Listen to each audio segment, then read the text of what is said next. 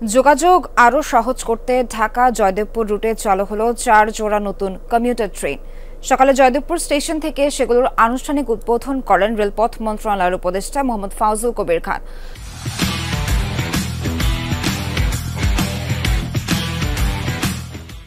নতুন ট্রেন চালুর খবরে সকাল থেকে স্টেশনে ছিল যাত্রীদের উপচে পড়া ভিড়।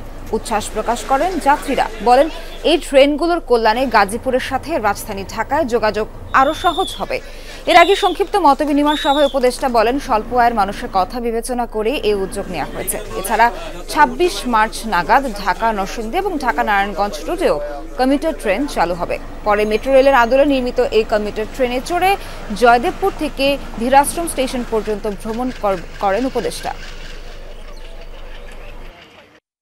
সাধারণ যাত্রীদের কথা মাথায় রেখে স্বল্প ব্যয়ে আমরা আজকে কমিউটার সার্ভিসটি চালু করেছি এবং আমরা আগামী ২৬শে মার্চ স্বাধীনতা দিবসে ইনশাআল্লাহ নরসিংদী ঢাকা নরসিংদী আরেকটি কমিউটার সার্ভিস